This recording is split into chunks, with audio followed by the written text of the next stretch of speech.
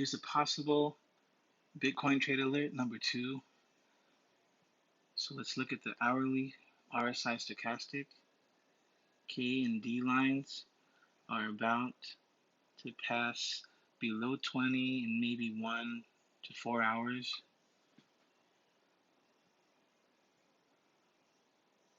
And looking at the 4-hour chart, the 4-hourly is already below the 20, which will possibly give us another trade on Bitcoin. Hopefully another big run up. We're going to look at the daily, and it looks like a big chance for another run up because we just passed the 80 on the daily RSI stochastic. This is showing that there's more movement on the daily RSI stochastic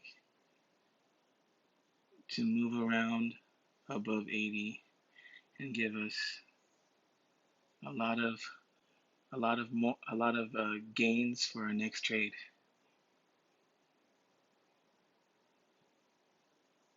So I'm going to update you on the second trade if the hourly stochastic RSI follows what we wanted to do. So I made an alert for the stochastic RSI K line to pass below the 20 mark. And let's hope for that so we can get another trade. I might use, let's look at how much leverage you can use.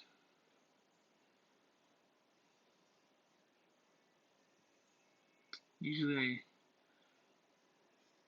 I measure from the previous low to our expected trade.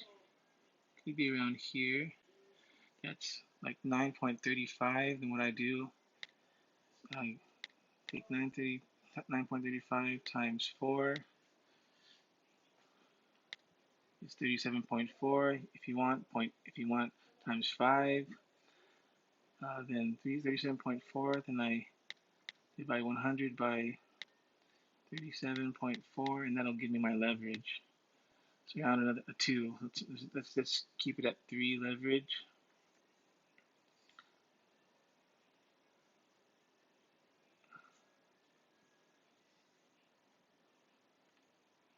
So we use 3 leverage on the Bybit trade. I suggest using Bybit because you're doing a Bitcoin trade to USD, but it gives you profit back into Bitcoin. So all you do is winning. All you're doing is, if Bitcoin goes up, you're still winning on the Bitcoin you have, and it pays you back into Bitcoin. Okay, it pays you back in Bitcoin, and it's like you doubled your Bitcoin. You like doubled the profits of your Bitcoin. If the movement keeps going up. So I'd also suggest dollar cost averaging while you're trading. So don't use all your Bitcoin. I use like 50% of my Bitcoin, and actually losing maybe 5 to 10% if the movement goes opposite of my trade intentions. So let's wait for this. Let's wait for all this to play out as we want it to. If it does, if it doesn't, we always can wait.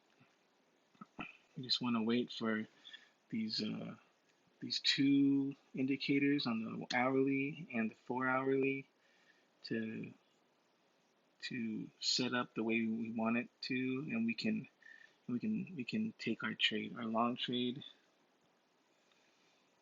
For short trades, is not a good time because the daily has just begun. If you look at this,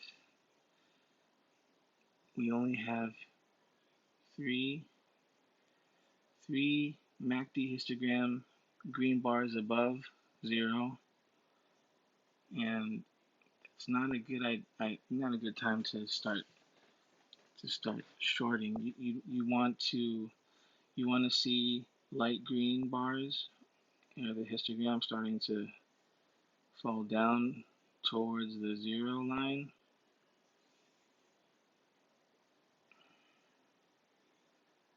and based on the price action reacting to the indicator, then we can make a decision to take a short. But I wouldn't suggest taking any shorts now, especially with leverage. I guess I'd short without leverage if you want to short now, but I wouldn't even try. I would short, for example, around here, light green. See the light green bars? Let's check out for more examples. Right there, this is perfect. See that? That's a perfect area to start your short based on the stochastics.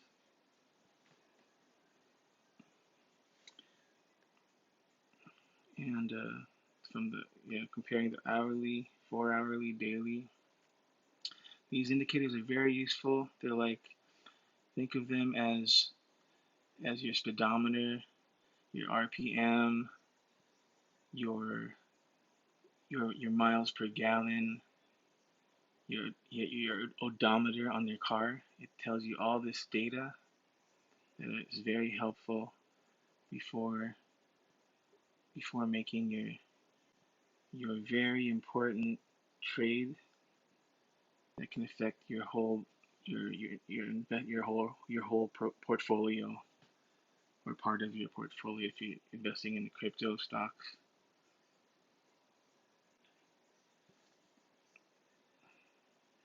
So just wait for my update, and I'd set my alerts on your hourly. Set your alerts to, let me check this out. How do you edit this? Set your alerts to Stoch RSI on the 1 hour, on the D line. The D line is the red line crossing down 20. Do it, once per bar close.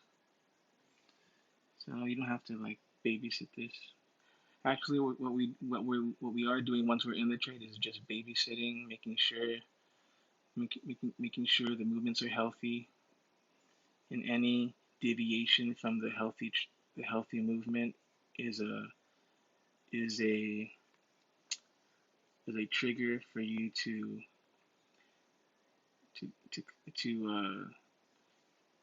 take profits, to decrease your position, and it sort of gives you a reason why you put a stop, instead of just putting stops at percentages and ratios. If you don't know the movement that the signals are giving you, it's kind of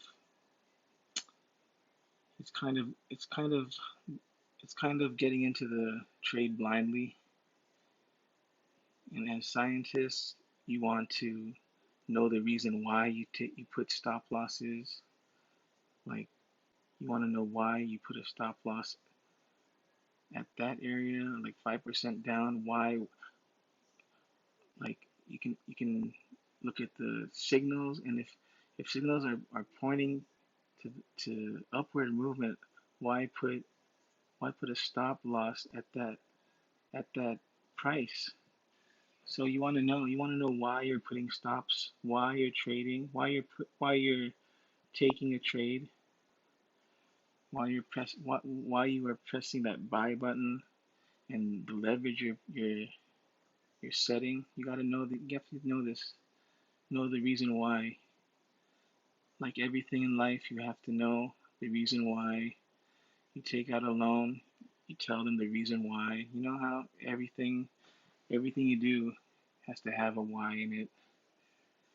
So this is kind of life lessons. This trading,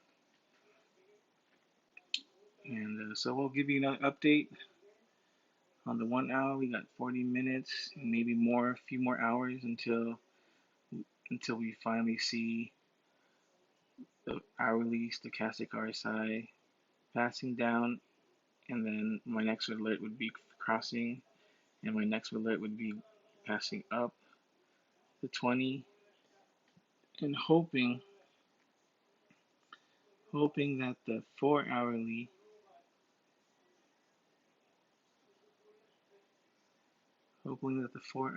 is still below here. So it looks like it will be, because 4 hourly takes a while. Let's see how many. Let's erase this. See how many bars the 4 hour usually stays below 20. 1, 2, 3, 4, 5.